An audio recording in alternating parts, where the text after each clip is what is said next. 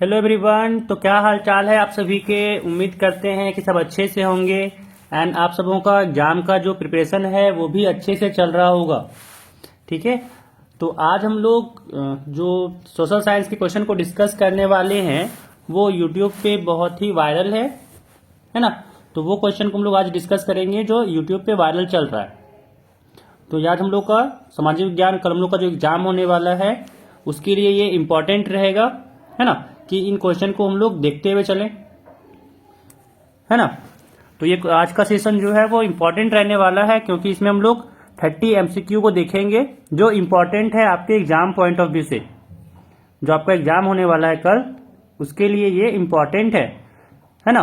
क्योंकि MCQ 30 marks में से अगर आपका अच्छा मार्क्स अगर आ जाए, ठीक है ना, तो फिर बहुत मार्क्स आपका बन जाता है, बहुत परसेंटेज बन जाएगा आपका सोशल साइंस के लिए। तो क्वेश्चन काफी इंपॉर्टेंट रहने वाला है। चलिए चलते हैं पहले क्वेश्चन पे। पहला क्वेश्चन यहाँ पे कह रहा है कि फ्रांसीसी उपनिवेशों में कौन सी प्रथा का उन्मूलन जैकोबियन शासन के क्रांतिकारी सामाजिक सुधार में से एक था। ठीक है, तो इसका आंसर होगा बी, दास प्रथा, है ना। बी हो जाएगा दास प्रथा। चलिए अगला सवाल चलते हैं। अगला कह रहा है कि लोकतांत्रिक शासन वाले देशों में किसका होना जरूरी माना जाता है। लोकतांत्रिक शासन वाले देशों में किसका होना जरूरी माना जाता है, तो इसका आंसर आपका हो जाएगा दूसरा का बी, संविधान। अगला कह रहा है कि प्रारंभ से ही फ्रांसीसी क्रांतिकारियों ने किस प्रकार के कदम उठाए जिनसे फ्रांसीसी लोगों में एक सामूहिक पहचान की भावना पैदा हो सकती थी। ठीक है, तो इसका आंसर हो जाएगा आपका, देखिए, एक संयुक्त समुदाय के विचार पर बात दिया, ये भी सही है। एक नया फ्रांसीसी झंडा तिरंगा पूरा चुना गया, ये भी सही है। स्टेट जनरल का चुनाव सक्रिय नागरिकों के समूह द्वारा किया जाने लगा, ये भी सही है। तो यहां पे हो जाएगा डी, इनमें से सभी, इनमें से सभी। चलिए अगला सवाल देखते हैं। तो अगला सवाल यहाँ पे 4 नंबर का है। कह रहा है कि 1920 के दशक की शुरुआत में एक उग्र गुरिल्ला आंदोलन गुडेम की पहाड़ियों पर फैल गया। गुडेम भारत के किस राज्य में स्थित है, तो इसका आंसर हो जाएगा सी, आंध्र प्रदेश। अगला सवाल देखिए। अगला सवाल यहाँ पे पूछा जा रहा है कि फ्रांस की मुद्रा की इकाई लिब्रे को किस वर्ष समाप्त कर दिया गया, तो इसका आंसर हो जाएगा डी, 1794 में समाप्त कर दिया गया था। अगला सवाल देखिए। अगला सवाल कह रहा है कि भारत से अफीम का निर्यात कहां किया जाता है, तो इसका आंसर बी हो जाएगा, चीन। ठीक है, चीन हो जाएगा इसका आंसर। चलिए अगला सवाल देखिए। कहा जा रहा है कि ब्रेटन वुड्स सम्मेलन में अंतर्राष्ट्रीय मुद्रा कोष की स्थापना किन उद्देश्यों को पूरा करने के लिए किया गया था, है ना। तो इसका आंसर आपका देखिए, वैश्विक मौद्रिक सहयोग के बढ़ावा देने, ये भी सही है। उच्च रोजगार और सतत आर्थिक विकास को बढ़ावा देने, ये भी सही है। वित्तीय स्थिरता को सुरक्षित करने, ये भी सही है। तो यहाँ पे हो जाएगा इनमें से सभी, ऑप्शन डी हो जाएगा, इनमें से सभी। ठीक है, चलिए अगला सवाल देखिए। अगला सवाल यहाँ कहा जा रहा है कि फ्रांस में प्रथम विद्रोह कब हुआ था, है ना, कि फ्रांस में प्रथम विद्रोह कब हुआ था, तो इसका आंसर हो जाएगा आपका जुलाई 830। ठीक है, जुलाई 830 नहीं 1830, जुलाई 1830। ठीक है, ऑप्शन डी हो जाएगा। अगला सवाल देखिए। 9 नंबर यहाँ पे कहा जा रहा है कि गुटेनबर्ग द्वारा मुद्रित पहली पुस्तक कौन सी थी, तो इसका आंसर होगा बी, बाइबल। इसका आंसर बी होगा, बाइबल। ठीक है, अगला सवाल देखिए। कहा जा रहा है कि भारत में सबसे पहले प्रिंटिंग प्रेस की स्थापना किसके द्वारा की गई थी। ठीक है, तो इसका आंसर हो जाएगा ए, पुर्तगाली मिशनरी। ठीक है, अगला सवाल देखिए। निम्न में से कौन दो ज्वलनशील गैसों हाइड्रोजन और ऑक्सीजन का यौगिक है तथा वह ऊर्जा का मुख्य स्रोत बन सकता है, तो इसका आंसर हो जाएगा सी, जल। इसका आंसर सी हो जाएगा, जल। अगला सवाल देखिए। कहा जा रहा है यहां पे कि वे संसाधन जो किसी प्रदेश में विद्यमान होते हैं परंतु इनका उपयोग नहीं किया गया है, ये किस प्रकार के संसाधन माने जाते हैं? तो इसका उत्तर याद रखिएगा कि संभावी होता है ना। इसका उत्तर हो जाता है संभावी। चलिए अगला देखिए सवाल। 13 नंबर यहां पे कह रहा है कि हमारे देश में निम्नलिखित में से कौन सा स्थान है ना शीत मरुस्थल के रूप में जाना जाता है? यहाँ पे जो मिट गया है वो है शीत मरुस्थल, है ना, शीत मरुस्थल।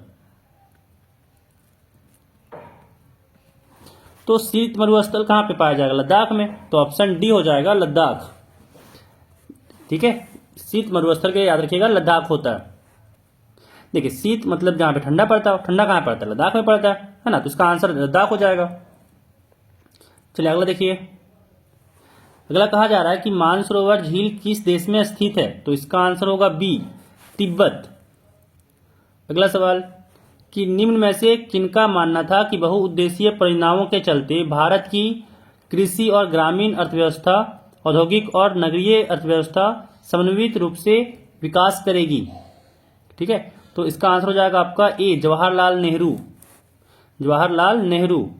चलिए अगला देखिए कि जल का महत्व संसाधन के रूप में समझते हुए राष्ट्रीय जल संसाधन के द्वारा प्रथम राष्ट्रीय जल नीति किस वर्ष बनाई गई? तो यहाँ पे 16 का आंसर हो जाएगा ए, 1987, 1987। अगला देखिए कहा जा रहा है कि भारत में किस प्रकार की कॉफी पैदा की जाती है जो अपनी गुणवत्ता के लिए विश्वविख्यात है? तो इसका आंसर सी होगा, अरेबिका। अगला देखिए 18 नंबर कहा जा रहा है कि मैग्नेटाइट खनिज की विशेषता क्या होती है? तो पहला ऑप्शन यहाँ की यह सर्वोत्तम प्रकार का लौह अयस्क है, सही है। इसमें 70% लोहांश पाया जाता है, ये भी सही है। इसमें सर्वश्रेष्ठ चुंबकीय गुण होता है, तो ये भी सही है। यानी इसका आंसर डी हो जाएगा, इनमें से सभी। अगला सवाल देखते हैं। कहा जा रहा है कि मरमुगाओ पत्तन भारत के किस राज्य में स्थित है? तो इसका आंसर सी होगा, गोवा। गोवा में स्थित है। अगला सवाल कि सरकार को उत्तरदायी बनाने में निम्न में से कौन अपनी महत्वपूर्ण भूमिका निभाता है? ठीक है, तो जनता भी होगा, राष्ट्रपति भी होगा, स्थानीय सरकार भी होगा। यानी इसका आंसर डी होगा, इनमें से सभी। अगला देखिए, अगला कह रहा है कि निम्न में से किस प्रकार की व्यवस्था में केंद्रीय सरकार राज्य सरकार को कुछ खास करने का आदेश नहीं दे सकती? तो इसका आंसर बी होगा, संघीय। इसका आंसर बी हो जाएगा, संघीय। चलिए अगला देखिए सवाल।